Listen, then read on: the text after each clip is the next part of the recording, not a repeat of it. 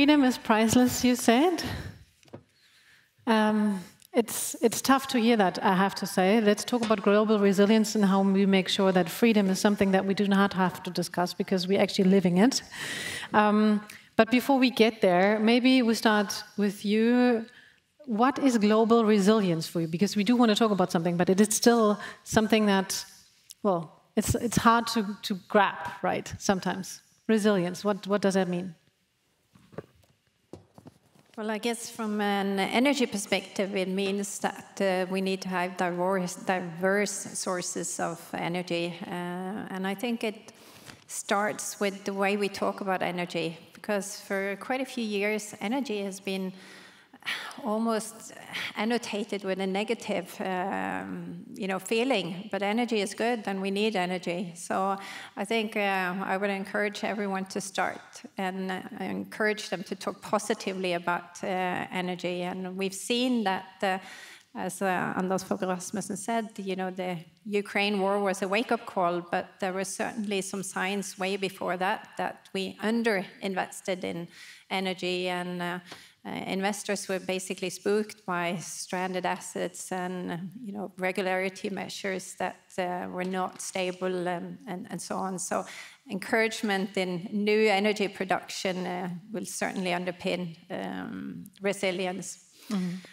I also do think technology neutrality is important in that sense. The policy makers needs to be technology neutral, but climate champions. And what do I mean by that? Leave it, I guess, to business and the innovators to come up with the solutions, but give us the framework for what kind of CO2 footprint you want. And then I think, businesses should come up with that solutions, because we need to apply the cheapest and most cost-efficient technology anywhere in the world at any given time to make sure we have the resilience needed. So that is very concrete already. That's very specific. That's very good, because that's most of the time I feel like it's lacking in the discussion. That we talk about resilience as an idea, but it stays an idea. Maybe I come to you. Hapag-Lloyd has felt the crisis before, and I'm not just talking about Ukraine and Russia, but also obviously Corona was a problem. What is resilience for you? Maybe very specific. Yeah, Hapag-Lloyd is a container shipping liner since 176 years in business. So during our lifetime as a company, we overcame a lot more than just one critical moment. We lost our fleet for twice in our life, which needs significant resilience to sustain and still be in a market with one of the best results ever. So for us, global resilience is all about how fast can you adapt in a new environment, and a lot of arguments already shared before. But I think this is something as a company, but also as a country. How fast can you adapt to new environments, to new pressure, to new factors that are influencing your core business or your beliefs? And that's something where I truly believe Hapag-Lloyd did a good job in the past 176 years once again, because we are still there and we are still connecting the world across the oceans, and we are still supporting global trade. So this kind of flexibility for us is quite key. Maybe then we talk about what kind of threats actually would be a case that you're not going to continue, and obviously we all wish you to continue. Ms. Fallon, when you come from a historic point of view, maybe looking forward, what kind of threats do you feel come up nowadays in the global world that we have to prepare for? First of all, thank you so much for the kind invitation to be here. It's my first time at this event, and I've just been so impressed by the level of the speakers. So I just flew in last night from Taiwan, and I feel that especially with your comments about Russia as a wake-up call, we shouldn't, as some people have said, never let a tragedy go by, but I think that we should use what we've experienced with Ukraine as a wake-up call for what's going to be happening in the Indo-Pacific. And deterrence, deterrence, deterrence. We need to improve our deterrence, because we saw what happened when deterrence wasn't strong enough to prevent Russia's actions in Ukraine. So I think it's the 8th best democracy in the world, according to the Economist Intelligence Unit. It's far ahead of the US and the UK. the people there have struggled so hard for their democracy that it's actually an irritant to Beijing. The narrative that Putin used, that NATO is a threat to him, or Ukraine is a threat to him. Well, for Beijing, they say Taiwan is a threat to them. Little tiny Taiwan, but it's the democracy that is a threat. And, we've all had a bit of a holiday from history. People talked about this. The last 30 years have been pretty darn good, haven't they? We have a comfortable lifestyle. But we realize, with the leaked document number 9, the secret document, that the People's Republic of China, the Chinese Communist Party, sees our values as a systemic threat to them. So our values of democracy, human rights, all of the values of the Enlightenment, we shouldn't just think that this is jewelry that we put on every once in a while when we feel like it for a fancy occasion. I think we really are starting to understand with the experience of Ukraine what our values mean. And earlier on, the Chancellor Scholz talked about the transatlantic system and the values that that represents. And I think that we no longer are really sleepy about all of that, and that we realize that we have to live our values. So I would say that what's happening in the Asia-Pacific or the Indo-Pacific is deeply worrying. As soon as I got off the plane and you see all the, the calls for all the various people that were on the flight, it was every strategist I could think of, every high-level think tanker was in Taipei at that time. Even in the hotel lobby, I just ran into people who I hadn't seen in years. The last time I saw them was in Shanghai at conferences. So I would say that the threat level is very high, and that even the Taiwanese are just used to this environment, but they say, the war is on already. The attacks, 300 planes, ships, it's just constant, and it's a way to wear them down. So I think we, as business elites here in this room, the idea that elite capture has been strong in certain areas, and the fact that the M word came up so often. I'm sorry, but President Macron, many Taiwanese asked us, does he represent Europe in his views that no one should really care about Taiwan? That's a problem that's far away. So I think that we need to support and deter. Thanks.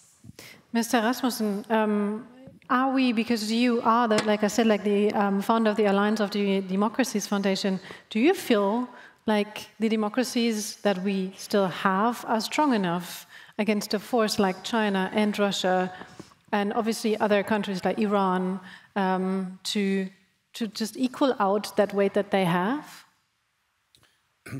Yes, indeed. By the way, I fully agree that maybe the strongest resilience would be to leave all our self-doubt behind, strongly believe in our own values, because the fact is that we can discuss a lot of internal challenges and problems within democracies, but at the end of the day, we have a much better narrative to tell than all the autocracies. You never ever see people go to the street to demand more autocracy. People are demanding more freedom, they're demanding more democracy. Actually, in the run-up to the Copenhagen Democracy Summit a month ago, we published what is called a Democracy Perception Index. According to that, 84% of people in 54 countries across the world, including China, Russia, etc., want democracy. 84% demand freedom and democracy.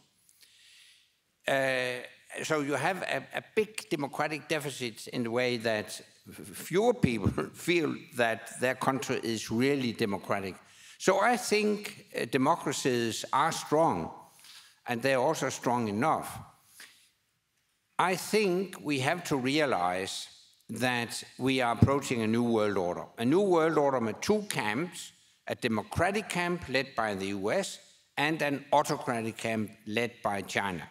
In between, you have a gray zone of non-aligned democracies like India, non-aligned autocracies like the Gulf states and Saudi Arabia. Where's Europe in this?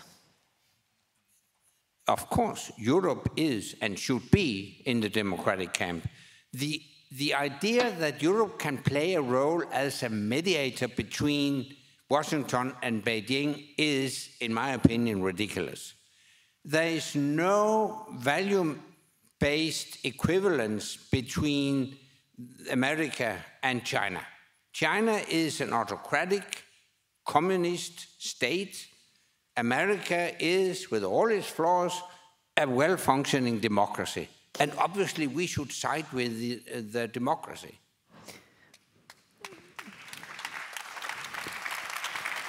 No doubt about that. There are, let's say, strong forces in America that seem to be democratic, but let's just say maybe not pushing it a bit further in a wrong direction. Let's talk about like cooperating then with both of them.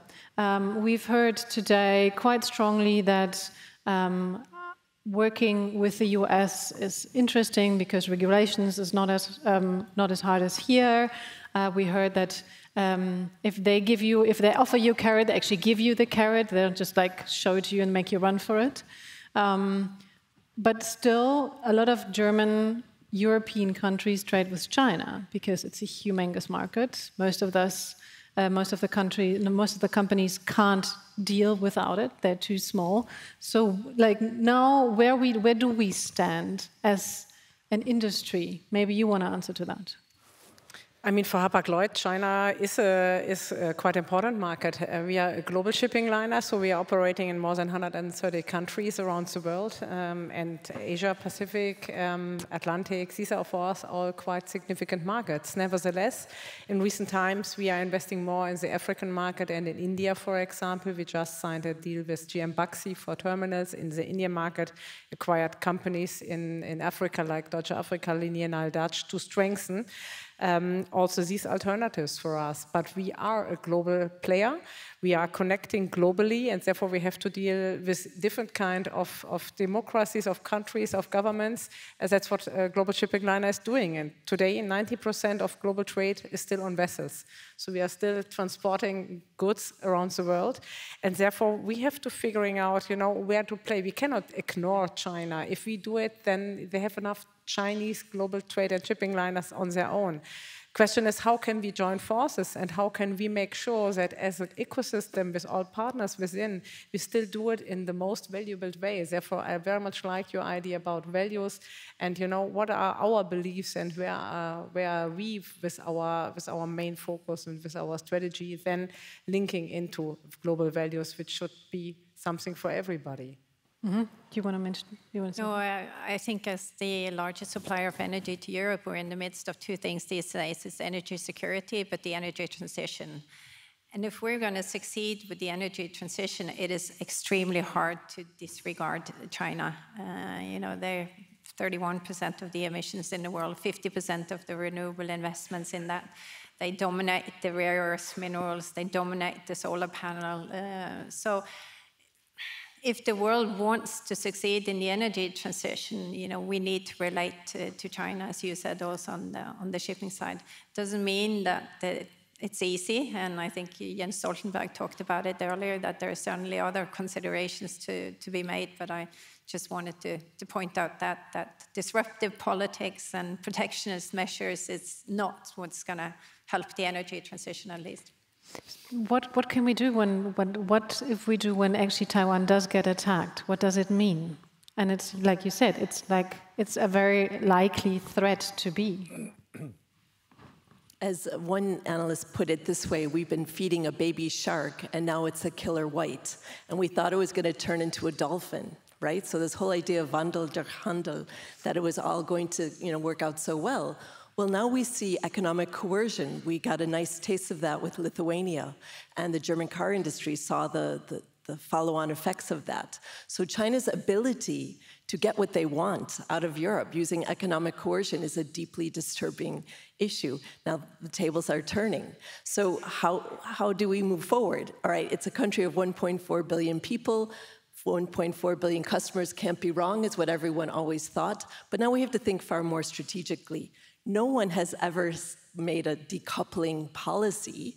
And I think the language de-risking is far more clever, and the G7 embraced that. So we had to think strategically, what areas do we need to actually kind of move away? Now the BDI, to pay a compliment to the BDI with their China policy or their China strategy, they warned everyone years ago about this. Now if they had heeded the BDI's report, we might not be in the situation that we're in now.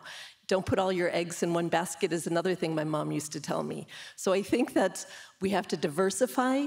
We also need to friendshore, and it's going to be hard, but we've got a heads up. And we have to start now, and these will be challenges. But look what Germany did when they were so heavily reliant on Russian energy. I mean, I'm absolutely amazed at what they were able to do in such a short period of time. So it's a crisis. We have to keep moving forward, and we can't sit back and rest. So just because you mentioned the decoupling and the de-risking, sometimes, and I do agree with you that de-risking seems to be the more strategic word for it. I'm just sometimes worried that it was decoupling, no, it's de-risking, and then it might be something even smaller. Because the crisis, the Ukraine crisis, it sounds horrible, but it's it's not as present as it was in the beginning, so that people actually not worry as much anymore. You know, like.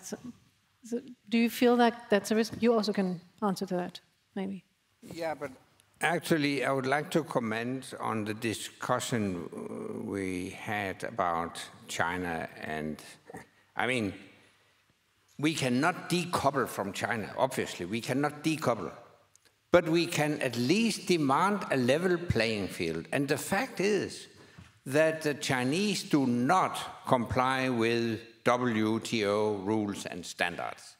They compete with our common companies, helped by government and state subsidies from China. They do not allow our companies access to the Chinese market on same terms as we allow Chinese investments and companies in our markets, etc. So we can at least demand a level playing field. Actually, I have suggested something called an economic Article 5. Obviously, it is inspired by my past as Secretary General of NATO, where we have a military Article 5. We consider an attack on one, an attack on all. We should do exactly the same in the economic field. So if Australia or Lithuania or any other country is exposed to Chinese economic coercion, all other democracies should come to the aid of that country. Free trade agreements, investments agreements, we purchase more of their goods, and eventually we could also impose sanctions on China. So I think we need more cooperation and more solidarity among the world's democracies. Despite the fact that that definitely is true, do you feel like that's actually going to happen? Because most countries are somewhat dependent on China, if it's on renewable energies, if it's on resources, if it's on technologies of whatever kind. Do you feel like that's going to happen? Or is then not the economy of that country more important than sticking together? I think we are forced to let it happen. But of course, I'm also here looking at German industry, because you have just demonstrated a very strong capability to transform German industry from being very much dependent on imported Russian oil and gas to today almost nothing. It's a very impressive transformation. And I think exactly the same, you should de-risk investments in China. Last Monday, I visited some German companies, and one of them have made a very big investment, or an ongoing very big investment in China. But they have seen that they cannot get finances from American banks that feel too exposed to China. So they are now this investment is now financed from Chinese banks. which of course is good in the short term. As long as you get along with the Chinese authorities, it's fine. But I can tell you, as soon as you cross their road, come with a statement or something they don't like, they can do like this, and the investment is more or less lost. So as long as you get along with the autocrats, fine, you can make good business, but you should calculate there is a risk. So I think companies will be forced to help also. I think countries and companies will be forced to help each other in democracies much more than we've done in the past. Mm-hmm. You wanted to mention something. 2 points. One is dual circulation strategy of Beijing. They've been doing this for about a decade. So they have been decoupling while at the same time making other countries dependent on them. So this is their strategy, and we have to respond to that. The second is we shouldn't throw the baby out with the bathwater.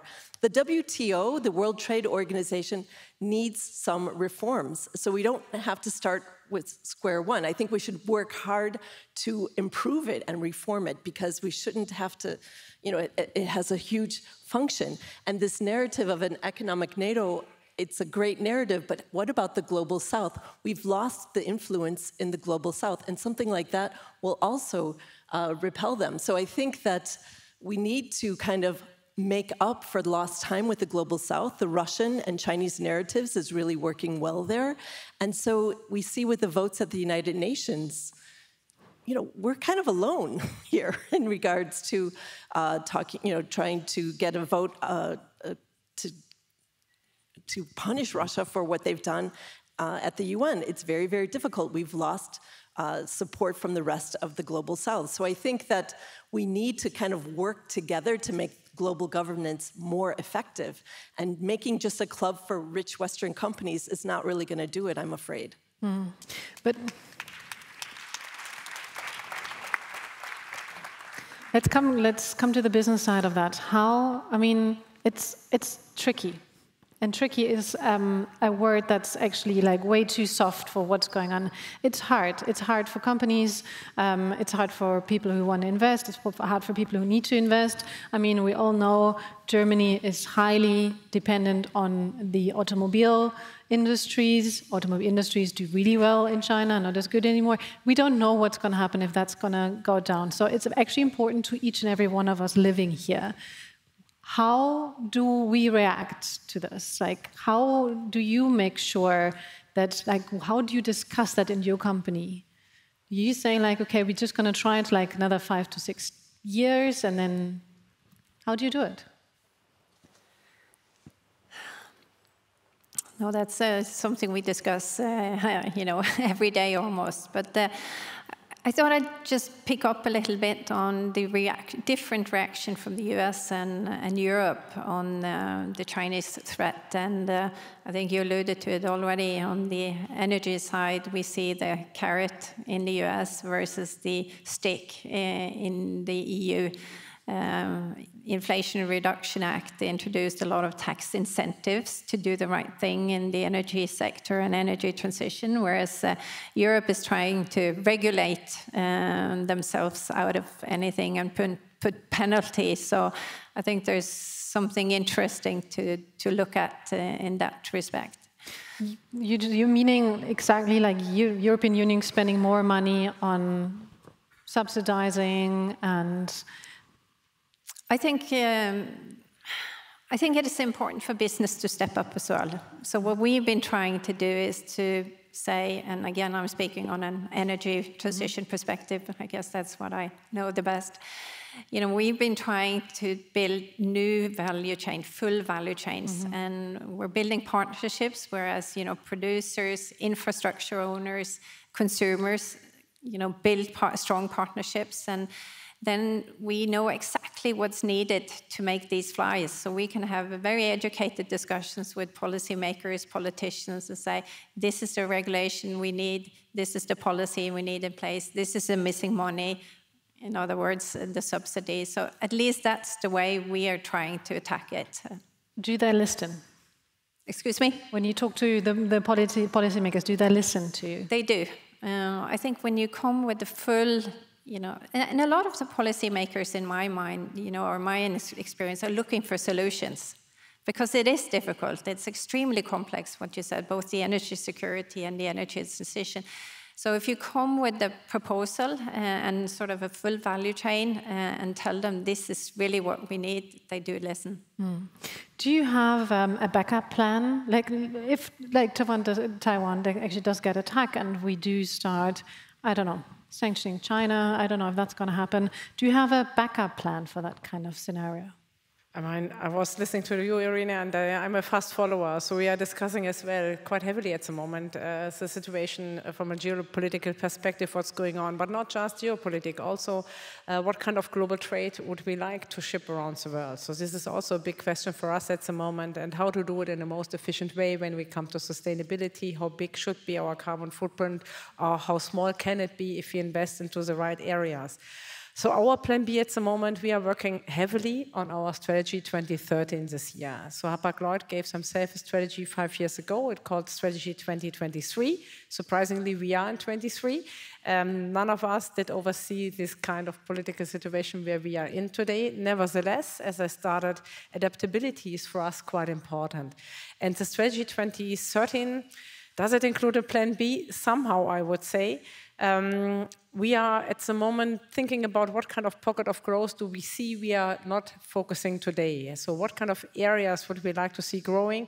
What kind of investments do we need? And a lot of investments going into sustainability and really to reduce our energy footprint and our carbon footprint. But at the same time, what are, for example, new markets for us like Africa, as I said, we are investing a lot. But also India and the right partner aside. So we also discussing in global trade, it's such a complex environment. You have to have the right partners aside. And it's such a quite intense business when you think about how much can you do on your own and how much do you rely on ports, for example, countries, governments, regulations. And that's something where Hapag-Lloyd has a voice and we are trying to use it to set standards, not just in Germany or in Europe, but also from a global perspective. Mm-hmm. Yeah. So plan B, somehow we are working on it. Because the question is, I mean, like you mentioned countries in Africa, there's also in Asia, there are some countries that seem to be democratic, but let's say they also do not share the values that we have. Like where would you set a standard? When do you say no? I mean, do you see that Wandel durch Handel has actually changed? We've seen in Russia, it didn't work. Do you see it maybe working in other countries, maybe in Asia? Yeah. Me? No, sorry. Okay. Yeah. Well, I think there are two illusions here. The first, as you mentioned, trade change through trade, that was proven wrong. It was also used in China by the Germans. And the second is the idea that, okay, we can trade with these autocracies and everything will be fine as long as we make money. But then we've kind of imported corruption into our systems. And our democracies are very fragile. And we have to be constant gardeners. We need to constantly work on our democracies because we know they're constantly being attacked from the outside. We have new technologies, the ability for disinformation. It's spreading all across Europe, all these social media. So the system's constantly evolving. There's no easy answers. We're kind of crossing the river by feeling the stones, as the Chinese say. But we need to promote democratic resilience. What does that mean? It's hard work. And the idea that how do we, I'm looking at the clock here, and there's so much I want to say, but I think that these are the challenges of our age, and we can look at history, but what's most important is we need to connect. We've decided to separate economics from politics, and I think that was a big mistake. Someone coined the term geoeconomics, and then you never need to think about anything else. You just trade and nothing, you don't have to worry about any sort of baggage. Well, there are laws on the books now in Germany, for example, that you can't use forced labor, Xinjiang, where people are held in camps, for re-education purposes, but now China has made it impossible for any company to do due diligence. They've shut down the due diligence organizations. So in my view, that makes it even harder for companies to comply with laws back in their own countries. So Beijing wants to stop any sort of de-risking by not allowing you to have the information to actually show your shareholders that you're conducting ethical business. So I think that Beijing itself is making it harder and harder for anyone to carry out business there. And now, as many people in this room know, it's harder to repatriate profits. You can't take your data out of the country. And so we see these incredible figures where everyone seems to constantly be reinvesting in China, but the problem is you can't take the money out of the country. So you have no choice but to constantly reinvest and constantly feed into the system. So this is a big difficulty. Smaller companies from Germany have left, but others have, invested a great deal, and their shareholders might not be so happy the way things turn out should a crisis happen.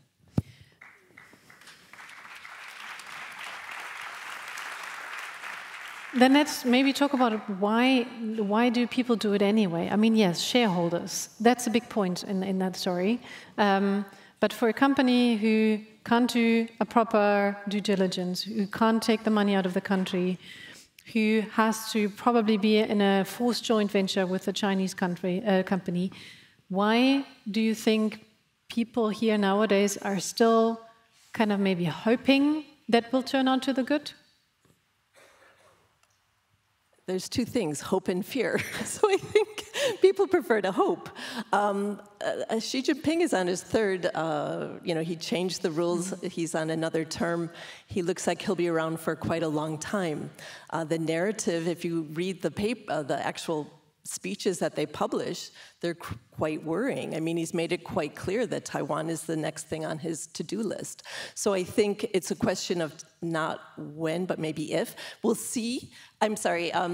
The whole idea would be to kind of frighten them into appeasement or compliance.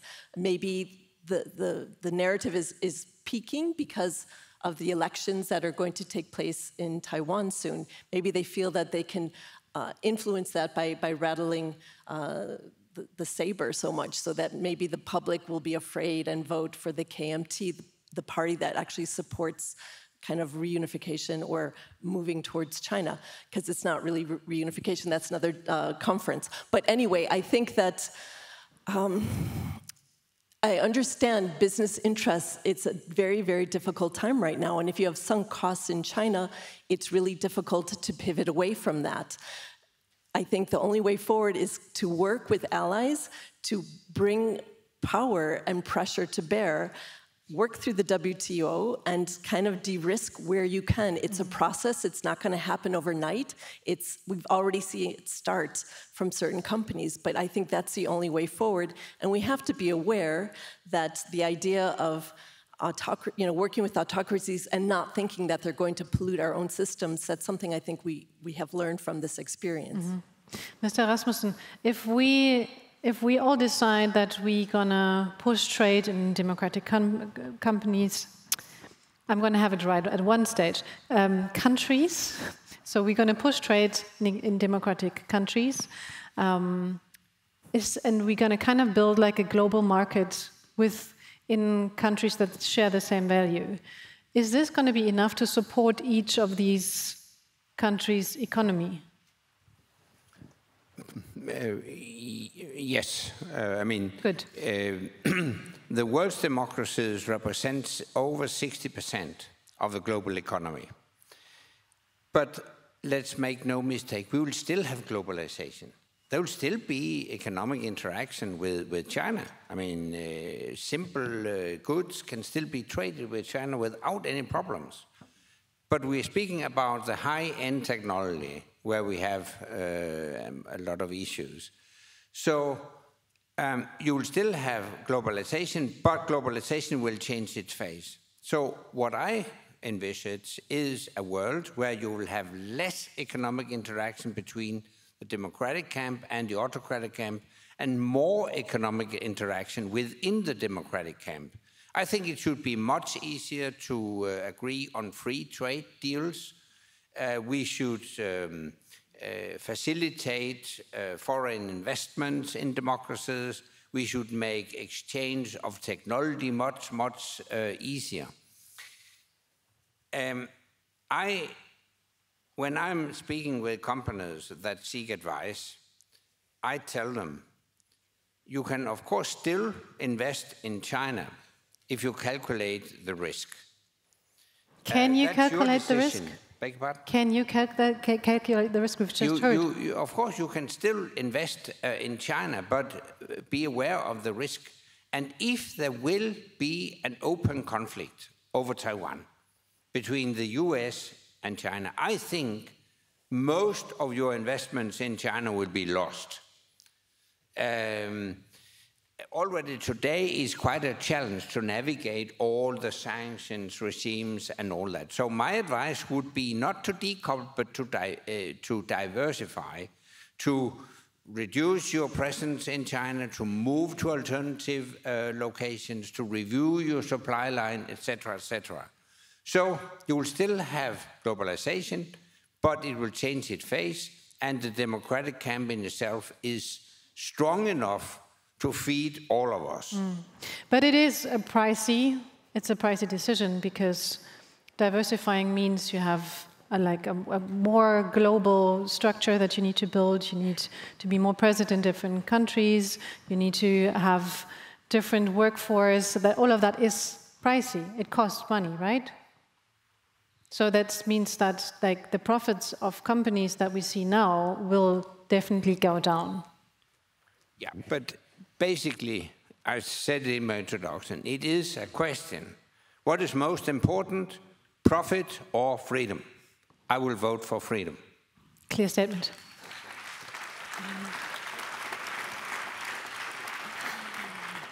Well, I wish to the bottom of my heart that we could trade only between democratic parties, countries. But I'm going to be a little bit of a party pooper here and remind ourselves that the world is still 80% fossil fuel based, and we all know where the majority of the fossil fuels are. And there's some in Norway, fortunately, and some in the US. But beyond that, it tends to be in non-democratic countries. So I think.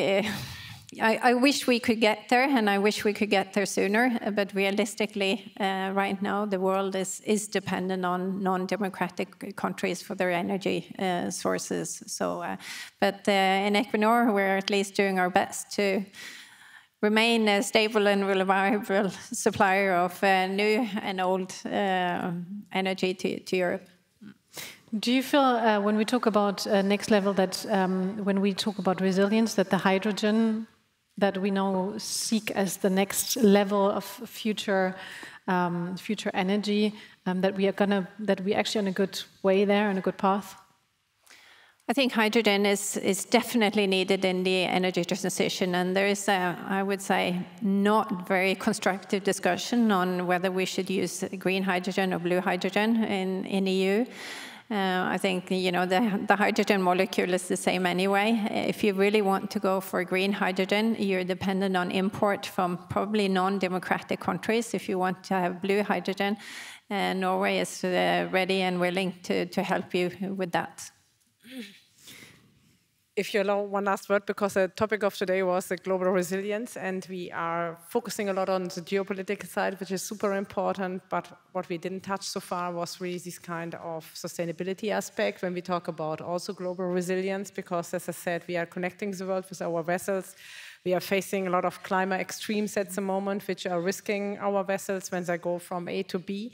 And these are also areas where I'm looking forward to get a little bit more support from our politics to do the right investments, because whatever we do today has an impact in 25, 30 years easily. Each and every vessel, each and every technology, how we sail our vessels. Is it wind? Is it hydrogen? Is it any kind of alternative fuel?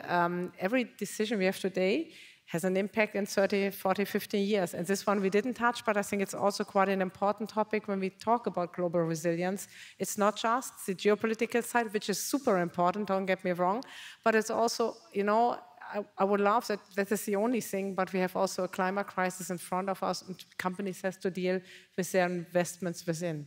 So just... Where we do come back to trading with non-democratic countries again, because we do need the resources that sometimes come from those places, unfortunately. There would be a ton of other questions that we could ask, and definitely that discussion is not over. Global resilience is definitely one of the biggest challenges of our days, I feel. We're going to continue discussing this, maybe here next year or at other places. Thank you very much all for being here today. Thank you. Thank you so much.